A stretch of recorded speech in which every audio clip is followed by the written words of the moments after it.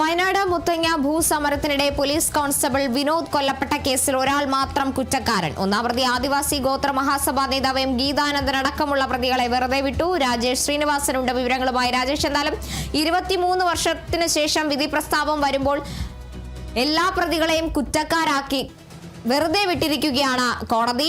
ഒരാൾ മാത്രമാണ് കുറ്റക്കാരനെന്ന കണ്ടെത്തലാണ് കോടതിയുടെ ഭാഗത്തുനിന്നുണ്ടാകുന്നത്. മറ്റെന്തെല്ലാം വിവരങ്ങളാണ് ലഭിക്കുന്നത്?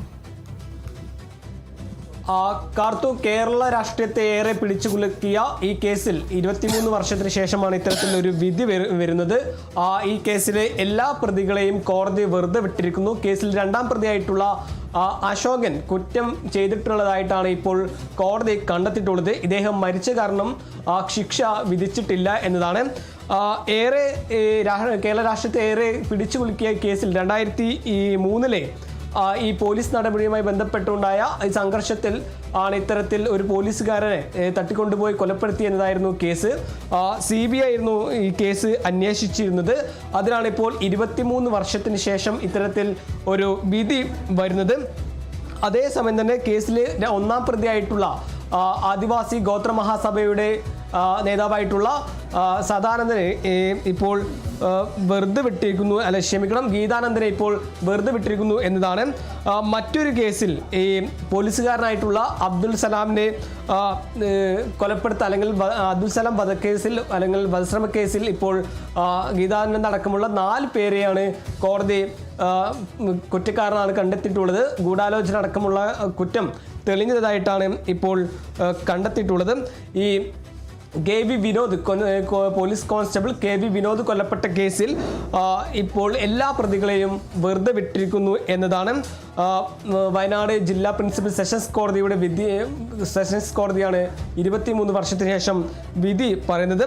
2023 ഫെബ്രുവരി 19 ഇത്തരത്തിൽ കേരള രാഷ്ട്രീയത്തിൽ പിടിച്ചുകുലുക്കിയ മുത്തങ്ങ വെടിവെപ്പ് ഉണ്ടാകുന്നത്. വയനാട് മുത്തങ്ങ വന്യജീവി സങ്കേതത്തിൽ ആദിവാസി ഗോത്ര മഹാസഭയുടെ നേതാക്കളായിട്ടുള്ള CK ജാനു, ഗീതാനന്ദൻ അടക്കമുള്ള നേതാക്കൾ സമരം ചെയ്യുന്നു.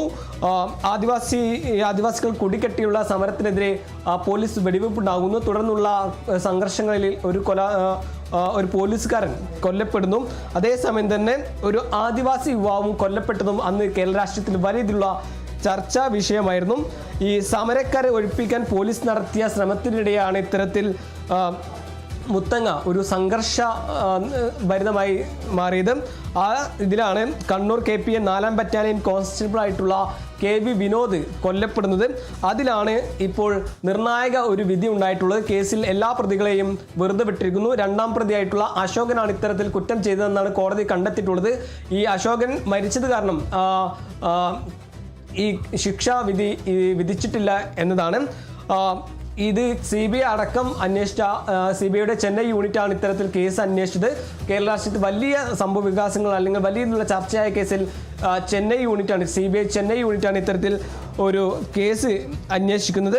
എന്തായാലും 2021 AK ആന്റണി മുഖ്യമന്ത്രിയായിട്ടുള്ള ആ സമയത്തായിരുന്നു സർക്കാർ അധികാരത്തിലേറി 1.5 വർഷം നീണ്ട സെക്രട്ടേറിയറ്റ് മുമ്പ് നടത്തിയ ഈ ഉറപ്പിന്മേലായിരുന്നു ഇത്തരത്തിൽ ആദിവാസികൾക്ക് ഭൂമി നൽകാൻ നിന്നുള്ള ഉറപ്പ് ലഭിച്ചത്.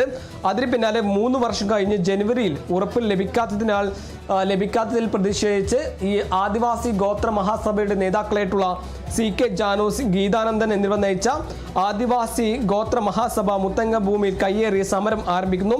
800-ലേറെ ആദിവാസികൾ ഇവർക്കൊപ്പം ഇതേ ഭൂമിയിൽ സമരത്തിലേക്ക് കടക്കുന്നു. ചെക്ക് പോസ്റ്റ് സ്ഥാപിച്ച് ഫോറസ്റ്റ് ഉദ്യോഗസ്ഥരെയും സമരക്കാർ തടയുന്ന ഒരു സാഹചര്യം ഉണ്ടായിരുന്നു. K സുധാകരനായിരുന്നു അന്നത്തെ വനമന്ത്രി. ചർച്ചകൾ ഫലം കണ്ടില്ല. ഒടുവിൽ 2003 ഫെബ്രുവരി 19 പോലീസ് നടപടികൾ ആരംഭിക്കുന്നു. ആദിവാസി സമരം നടത്തുന്ന ആദിവാസി യുവാക്കൾക്ക് നേരെ പോലീസ് വെടിവെപ്പ് ഉണ്ടാകുന്നു. അതിലൊരാൾ യോഗി എന്ന ആദിവാസി യുവാവ് കൊല്ലപ്പെടുന്നു. തുടർന്നുള്ള സംഘർഷത്തിലാണ് കണ്ണൂർ KP ബറ്റാലിയൻ 4ാം ബറ്റാലിയത്തിലെ പോലീസ് ഉദ്യോഗസ്ഥനായിട്ടുള്ള KV വിനോദ് കൊല്ലപ്പെടുന്നത്. എന്തായാലും ഈ കേസിലാണ് ഇപ്പോൾ നിർണായക വിധി ഉണ്ടായിരിക്കുന്നത്. കേസിൽ 4 ഈ മറ്റൊരു പോലീസുകാരനായിട്ടുള്ള അബ്ദുൽ സലാമിന് വെട്ടേറ്റ കേസിലാണ് ഇപ്പോൾ ഗോത്ര മഹാസഭയുടെ പ്രധാനപ്പെട്ട നേതാവായിട്ടുള്ള ഗീതാനന്ദൻ കുറ്റക്കാരനാണെന്ന് കണ്ടെത്തിയിട്ടുള്ളത്. ആ കേസിലാണ് ഇപ്പോൾ നിർണായക വിധി അല്പസമയത്തിനകം വരിക. എന്തായാലും ഈ അബ്ദുൽ കലാം പ്രധാന പോലീസ് ഉദ്യോഗസ്ഥനെ വിട്ടേറ്റ സംഭവത്തിൽ പ്രധാന കേസല്ല, അല്ലെങ്കിൽ കേസിൽ ഇപ്പോൾ ഗീതാനന്ദ കുറ്റക്കാരനാണ് തെളിയിച്ചതിന് പിന്നാലെ ഇപ്പോൾ ശിക്ഷ വിധിച്ചിട്ടുണ്ട്. 5 വർഷം തടവാണ് ഈ ആദിവാസി ഗോത്ര മഹാസഭയുടെ നേതാവായിട്ടുള്ള ഗീതാനന്ദന് കോടതി വിധിച്ചിട്ടുള്ളത്. 10,000 രൂപ ശിക്ഷ, 10,000 രൂപ പിഴ ചുമത്താനും പിഴ നൽകാനും കോടതി വിധിച്ചിട്ടുണ്ട്. 4 പ്രതികൾക്ക് ശിക്ഷ ഉടൻ വിധിക്കും എന്നതാണ്. ഈ ആദ്യ കേസിൽ എല്ലാ പ്രതികളെയും വെറുതെ വിട്ടെങ്കിൽ രണ്ടാമത്തെ കേസിൽ പോലീസ് ഉദ്യോഗസ്ഥനായ അബ്ദുൽ സലാമിന് വെട്ടേറ്റ കേസിലാണ് ഇപ്പോൾ ആദിവാസി ഗോത്ര മഹാസഭയുടെ നേതാവായിട്ടുള്ള ഗീതാനന്ദന് കോടതി 5 വർഷം തടവ് ശിക്ഷിച്ചിട്ടുള്ളത്.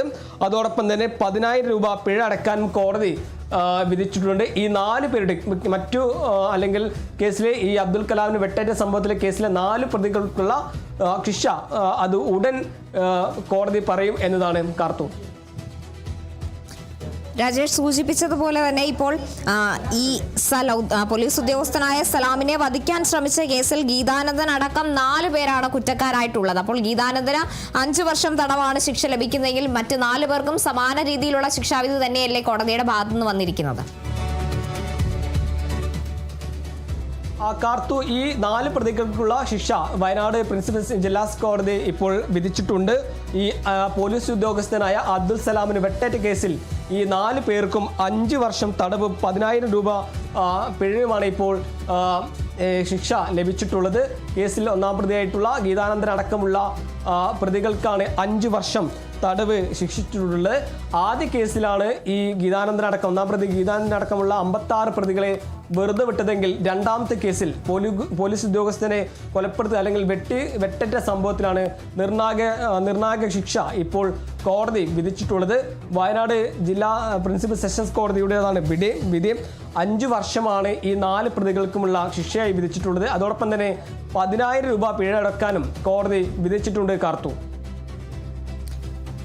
ഏറെ കോളിളക്കം സൃഷ്ടിച്ച മുത്തങ്ങ സമരത്തിനിടെ പോലീസുകാരൻ വിനോദ് കൊല്ലപ്പെട്ട കേസിൽ 23 വർഷത്തിന് ശേഷമാണ് വിധി ഉണ്ടാകുന്നത്. 2-ാം പ്രതിയായ അശോകൻ മാത്രമാണ് കുറ്റക്കാരനെന്നാണ് കോടതി കണ്ടെത്തിയിരിക്കുന്നത്. അശോകൻ മരിച്ചുപോയതിനാൽ ശിക്ഷ വിധിച്ചിട്ടില്ല കോടതി. കേസിൽ ഗീതാനന്ദൻ അടക്കം 56 പ്രതികളെയും കോടതി വെറുതെ വിട്ടിരിക്കുകയാണെങ്കിൽ പോലീസ് ഉദ്യോഗസ്ഥനായ അബ്ദുൽ സലാമിനെ വധിച്ച കേസിലാണ് ഇപ്പോൾ ശിക്ഷ വിധിച്ചിരിക്കുന്നത്. ഗീതാനന്ദൻ അടക്കം 4 പ്രതികൾക്ക് 5 വർഷം തടവും 10,000 രൂപ പിഴയുമാണ് ശിക്ഷ വിധിച്ചിരിക്കുന്നത്. സംഘം ചേരൽ, തടയൽ എന്നിവ തെളിഞ്ഞെങ്കിലും ഗൂഢാലോചന കുറ്റം തെളിയിക്കാൻ സാധിക്കാത്തതാണ് കോൺസ്റ്റബിൾ വിനോദ് കൊല്ലപ്പെട്ട കേസിൽ പ്രതികളെ വെറുതെ വിടാനുള്ള കാരണം. രാജേഷ് ശ്രീനിവാസനാണ് വിവരങ്ങൾ നൽകിയത്.